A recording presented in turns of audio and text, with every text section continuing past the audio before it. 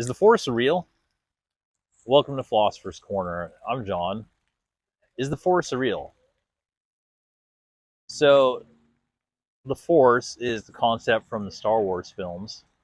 And in Star Wars, the Force is described as an ubiquitous spiritual field that connects everyone in life. And there are certain characters in the world that are Force sensitive who can affect things using the Force, Jedis and Sith, and I don't know, maybe there's some other ones I'm unaware of.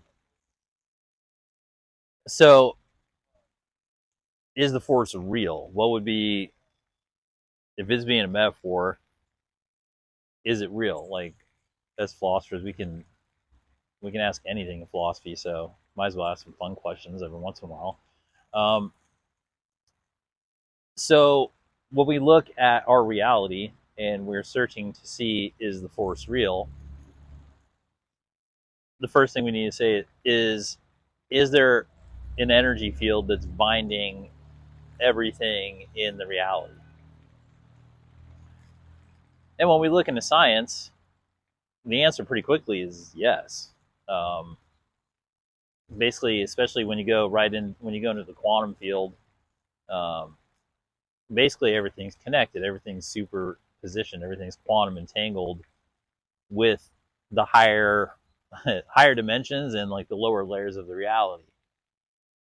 When you get down to the sublimated levels of the reality where it's just electrostatic plasma, by all accounts, everything's seemingly quantum superposition against that. And the reality that we're living is sort of this holographic generated game that we're in, that different religions, different mystical accounts say the nature of our experience is generated by, our karma in our field, which if you get deeper into that, many people just say that that's the continued momentum of reincarnated lives, or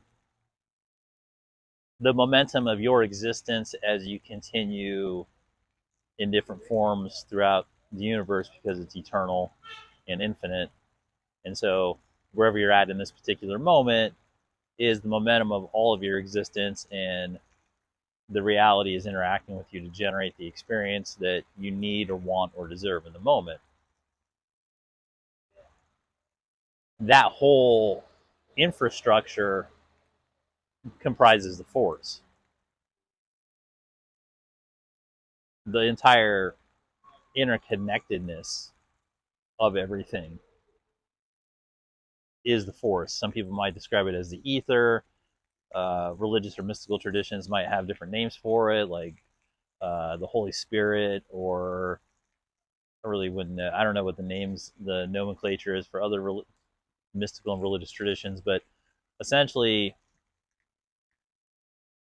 the animus of reality of the universe is what they're all referring to for a thing that we might be able to say, okay, that's the Force. And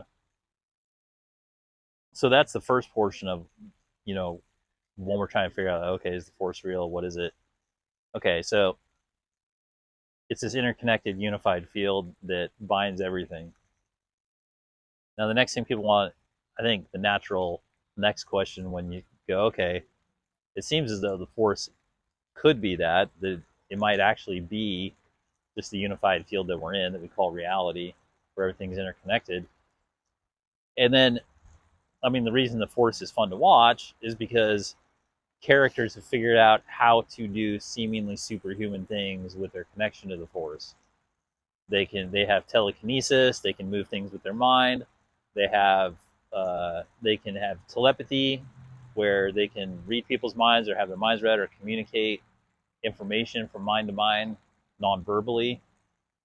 In their cases, they usually use it for tactical or military functions, because their characters are engaged in war. They also can they can fly, they can levitate, they basically can make their body do things that seem to be in contravention with normal physics. and all based on their connection to the Force. And also, they in their film they claim that in the aura field they have things called midichlorians, and midichlorians are a metaphysical portion of their aura that amplifies their ability to interact and use the Force. So translating to us, so we say, okay, in reality, okay, cool, we do have this unified field. We are bound by cause and effect and all these things, and as far as we can tell, life itself is this field. So the next sort of thing we ask is, okay, can we do any of these things? Can human beings do any of these things that Jedis and Sith and whatnot do? And the answer is yes. The answer is yes. Like, there have been, I mean, we're in 2024 now, so there have been at least 100 years or more worth of experiments on telekinesis where people have shown telekinetic abilities. People have also shown the ability to, telepathy. People have done telepathy. People have done remote viewing with their body. I believe people even have been able to like start fires with their mind. All sorts of things that by the normal rules of physics, traditional physics, are not possible. So we know that like those mental abilities are possible and have been demonstrated. We know that intention is a real thing. Like, even if you don't take it to the telepathic, telekinetic level, we know that intention can be felt just as common sense people, really. If somebody, you can feel when somebody throws you a vibe, good or bad. If the woman across the room flirts with you, or the guy at the red light threatens to kill you, non-verbally, either way, and they send that emotion to you, you can feel it, right? And so those are small evidences of the fact that the Force is real, because if we weren't interconnected on an energetic level, those communications wouldn't be possible. So we know that like there are mental powers, there's emotional intentions, and by account, I mean, I've never seen it personally, but there are like numerous accounts coming out of what we call the Far East from here, but like Nepal, Tibet, India, those regions, for thousands of years, of highly advanced yogis who have found ways to basically levitate or use their bodies for activities that are not in convention with normal physics. So if we accept those accounts, then the answer would also be yes. Now, I haven't seen that in person. This is just sort of scholastic discussion here. But if we do take those accounts as even one of them is true, then that also satisfies what we're saying, the requirement for, okay, is the Force real? Or, yeah. If any of those cases are true, because we already have a lot of accounts of, psychic abilities, basically, and telekinesis and all these other things, telepathy, astral projection. So if even one of these yogis figured out how to float even a little bit, then yeah. So what else? So what else would be in, wrapped up with the Force? You have intention, you have psychic abilities, you have manipulation of the body in contravention with normal laws of physics. I mean, honestly, even just some of the stuff David Blaine has done, I think qualifies, because he's clearly tapping into. He for sure has like mental and physical discipline, but I think the mental and physical discipline simply allow him to tap into these into the Force for his use. He's clearly pulling on some energy source that is not available to the non-adept to do these things. He's using them for endurance, or he's using them for whatever sort of spectacle he's designed, they're impressive. They're very impressive. And that's aside from his magic. His magic is obviously phenomenal, but it's obviously sleight of hand and misdirection and traditional magic and whatever. But when it comes to his feats of endurance and his spectacles, those are real, and he's clearly tapping into some sort of energy reserve or some sort of level of the reality that us normal people are not. Which I think, that could be further proof of the Force. But either way, it's interesting because the Force, however it's described, would seem to be a necessary component in the reality for humans to continue development of self, right?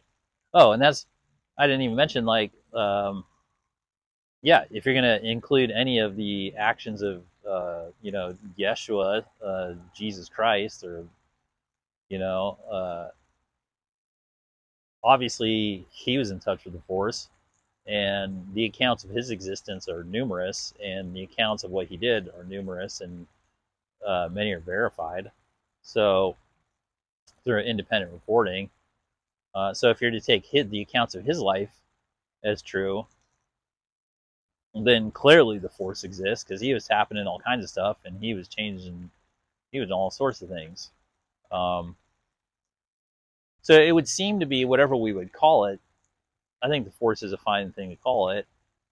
It would seem to be a necessary component of the reality if you look at human evolution and you plot a trajectory for it to keep continuing, and you ask yourself, well, what would be the next step for an individual human in its development, when you go, okay, this is a human being, it has a physical body, it can do these physical things in the 3D reality with normal physics.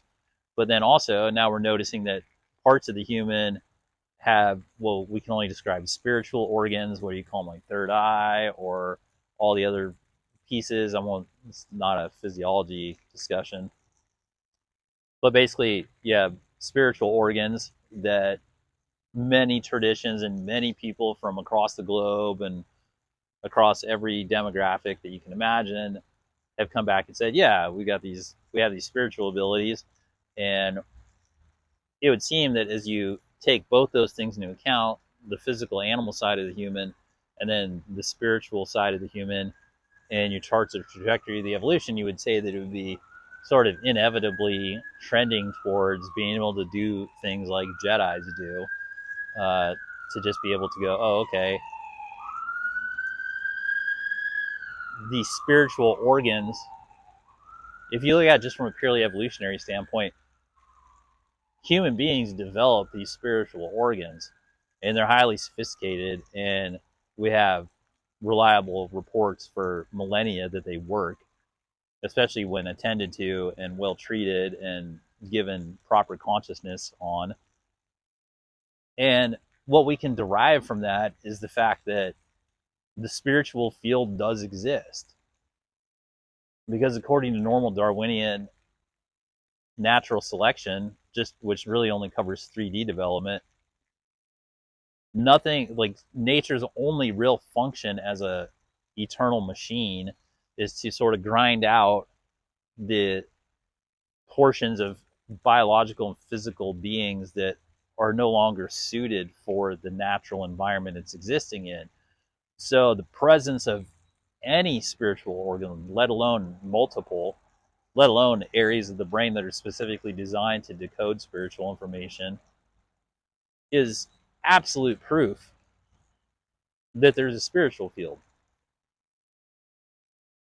Because nature has evolved us to this point in time to have spiritual organs, spiritual processing centers, spiritual portions of our brains, which equates into physics, into the metaphysical field.